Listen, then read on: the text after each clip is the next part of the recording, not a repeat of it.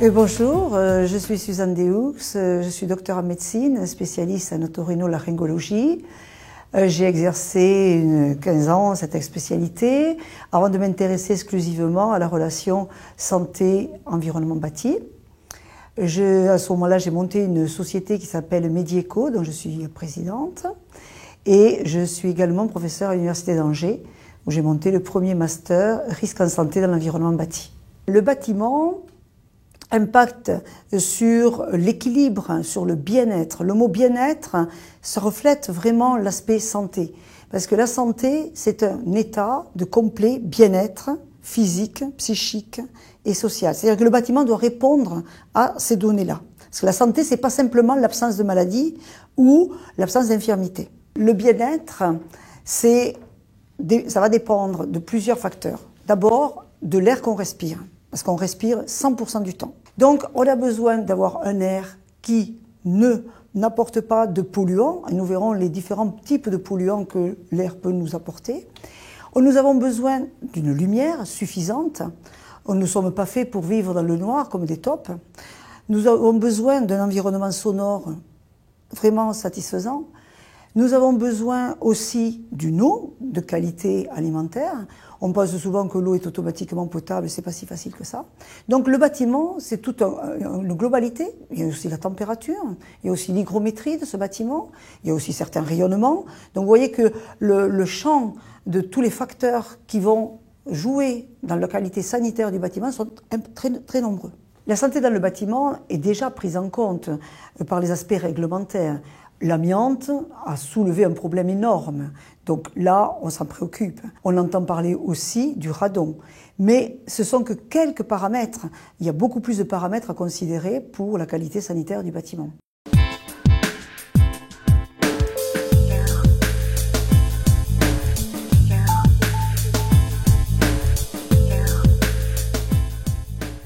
Il est certain que depuis le Grenelle de l'environnement et le lancement du deuxième plan national santé-environnement, une nouvelle prise de conscience émerge où on veut essayer que cet environnement quotidien, où l'on est 90% de notre temps, n'impacte pas trop sur le déséquilibre de l'homme. Le bâtiment actuellement, on parle surtout sur son impact énergétique. C'est-à-dire, il consomme beaucoup de ressources naturelles, beaucoup d'énergie. La santé n'est pas le premier élément en ce moment. Bon, il y a longtemps qu'on pense que le bâtiment impacte sur la santé. Mais actuellement, il faut faire attention qu'il n'y ait pas qu'une préoccupation énergétique. Il faut mener de front aussi préoccupation énergétique et préoccupation sanitaire. Le bâtiment n'a pas qu'un coût énergétique. Il a aussi un coût sanitaire. Il est souvent négligé. Pourtant, il coûte cher à la société. Quand un bâtiment a un coût énergétique, c'est le maître d'ouvrage qui va régler la facture. Quand le bâtiment a un coût sanitaire, c'est la société qui paye la facture.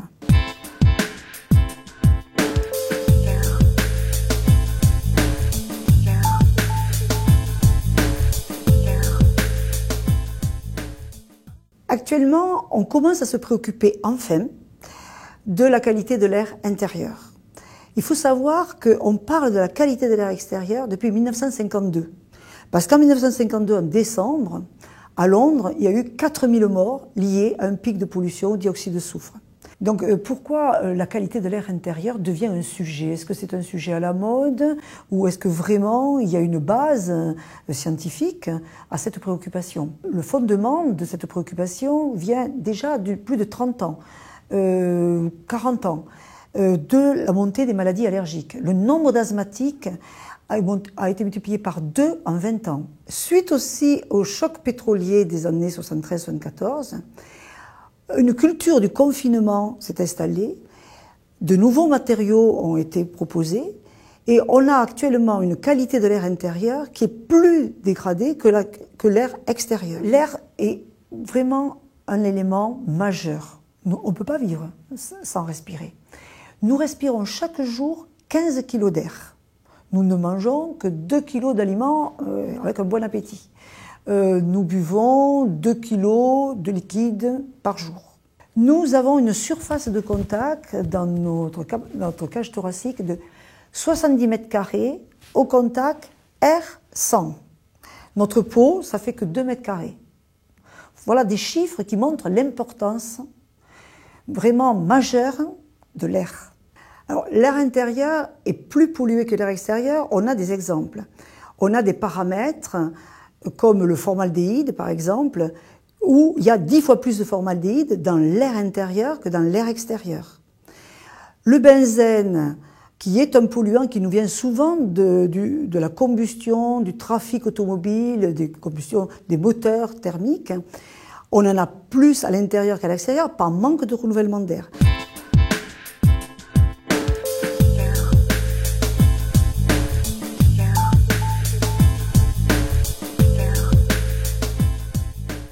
Cet air que l'on va respirer dans nos bâtiments va influencer certains occupants encore plus que d'autres.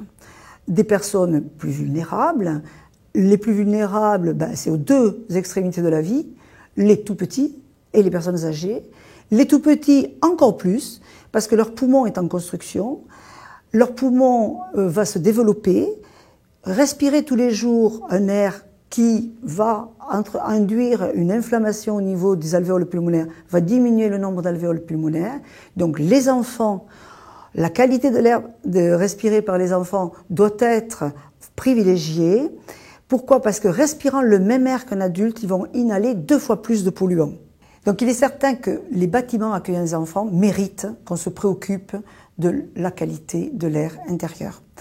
C'est pour cela que la réglementation actuelle, qui est tout à fait récente, par les décrets du 2 décembre, instaure une surveillance obligatoire de la qualité de l'air des bâtiments accueillant les tout petits. On commence par les crèches, les maternelles, et on va continuer au fur et à mesure par les bâtiments qui accueillent des enfants plus grands. Ensuite, en même temps est sorti un décret donnant les valeurs guides, parce qu'il faut bien qu'on ait des valeurs de référence pour savoir qu'est-ce que c'est qu'un air de qualité sanitaire correcte. Donc on a des valeurs concernant le formaldéhyde et le benzène pour nous guider dans cette qualité. Mais avant cela, on a eu aussi, en 2011, un décret et un arrêté concernant les émissions de matériaux de construction sur certains polluants. Alors, le décret qui a imposé l'étiquetage obligatoire des produits de construction sur les émissions de 10 composés volatiles et des composés organiques volatiles totaux est un point. Mais la qualité de l'air ne se résume pas à l'émission des matériaux. On peut penser qu'avec un bâtiment neuf, on va avoir une qualité d'air neuve, un air tout propre. C'est pas si évident que cela, parce que il y a les travaux, il y a les produits que l'on va avoir utilisés. On a souvent, quand on livre un bâtiment, une qualité d'air qui peut avoir montré des concentrations un peu élevées. Donc ça veut dire que quand on va prendre livraison d'un bâtiment, il faut absolument faire une surventilation. Ensuite, si je veux faire des travaux, si je fais de la rénovation, si je veux refaire une chambre, si je veux faire des peintures, il est évident qu'il faut faire aussi attention, parce que souvent on nous dit bon, des peintures sont très peu émissives, vous pouvez dormir le soir même après avoir fait les travaux de peinture. C'est pas tout à fait exact. Il faut aussi ventiler, et souvent il faut attendre 2-3 jours avant de réintégrer les locaux, parce que c'est à ce moment-là qu'il y aura le maximum d'émissions. Et pour la chambre d'un jeune enfant, je trouve qu'il n'est pas sage de faire des travaux trop rapproché du moment où il va intégrer les locaux. C'est un nouveau-né qui, bébé arrive de la maternité. Je pense que les travaux, il faut qu'ils soient faits plusieurs mois avant et pas uniquement dans les 15 jours précédant la naissance, parce que là, les concentrations seront quand même élevées. Donc je pense qu'il n'y a pas de bâtiment où on va être négligent sur la qualité de l'air intérieur, c'est tous, mais avec des accents plus forts sur certains types de bâtiments.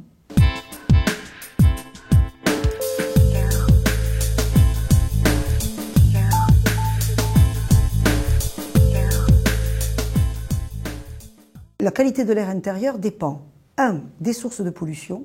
Qu'est-ce qu'on fait dans ce bâtiment? Bien sûr les matériaux, mais aussi les activités, les équipements. La qualité de l'air intérieur va dépendre du renouvellement de l'air. On privilégie l'étanchéité des bâtiments, il faut le faire, mais assorti d'un renouvellement de l'air adapté aux besoins des occupants. Et ensuite, on peut aussi ajouter un troisième volet à cette qualité de l'air, c'est utiliser des produits ou des équipements qui vont améliorer la qualité de l'air, donc diminuer certains polluants, les supprimer, les diluer. Les concentrations des polluants que l'on a dans l'air, bien sûr, dépendent de la quantité et des sources, de la surface de tel ou tel produit, mais aussi de facteurs très importants comme la température des locaux et l'hygrométrie. Alors la température, par exemple, il est vrai que si on surchauffe, ou en été par exemple, on va avoir des polluants qui vont être émis de manière beaucoup plus importante. Et l'exemple type, c'est le formaldéhyde. Les concentrations de formaldéhyde dans les bâtiments sont plus élevées en été qu'en hiver. Donc voilà le facteur température. Mais il y a aussi le facteur hygrométrie, c'est-à-dire la quantité de vapeur d'eau qu'il y a dans l'air. Cette quantité de vapeur d'eau va augmenter les émissions. Et toujours le même, le formaldéhyde, en conditions d'hygrométrie un peu plus élevée, va être encore plus émis.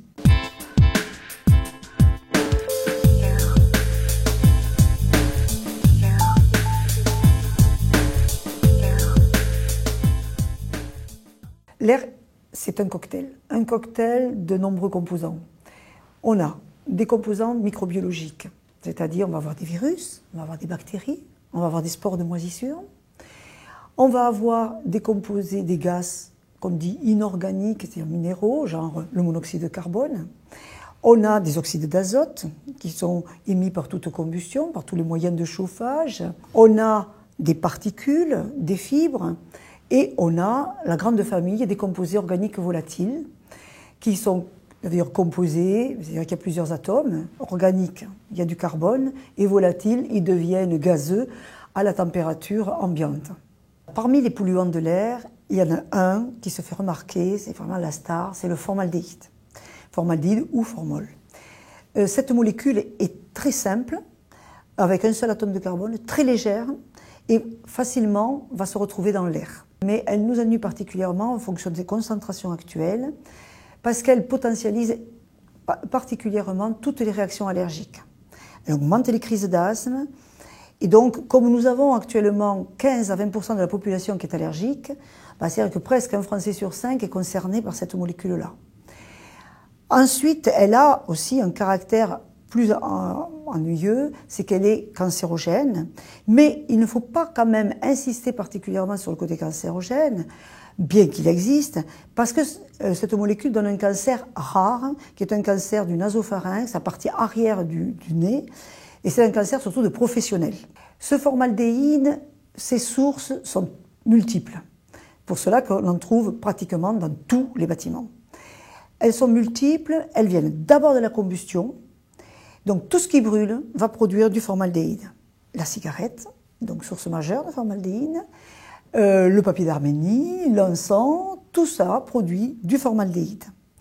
Le feu de bois, la cuisson au gaz, tout ce qui brûle. Et ensuite, le formaldéhyde est utilisé dans beaucoup de liants.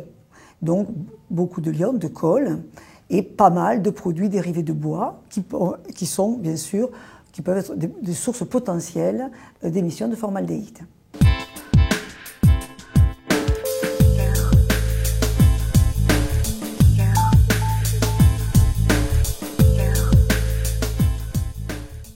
Il faut qu'on gère cette qualité de l'air intérieur qu'on a laissé se dégrader. Donc maintenant, comment on fait? Alors, on a plusieurs approches. Soit on attend que les gens soient malades, soit on évite qu'ils soient malades. Si on veut éviter qu'ils soient malades, il faut prendre le problème en amont, c'est-à-dire quand on conçoit les bâtiments. C'est-à-dire quand on va réfléchir comment on construit, qu'est-ce qu'on fait, quels sont D'abord, ne serait-ce que dans le plan masse, déjà, on va avoir un impact sur la qualité de l'air intérieur. La conception. Est-ce qu'on met des ouvrants dans les salles de bain? Est-ce qu'on fait communiquer le garage avec la partie habitable? Donc, en amont, il faut qu'il y ait des gens qui connaissent un peu les liens entre santé et bâtiment. Il faut qu'autour de la table, au niveau de la programmation d'abord, déjà dès la programmation, en conception, en réalisation, en réception, on ait cette approche, cette vigilance.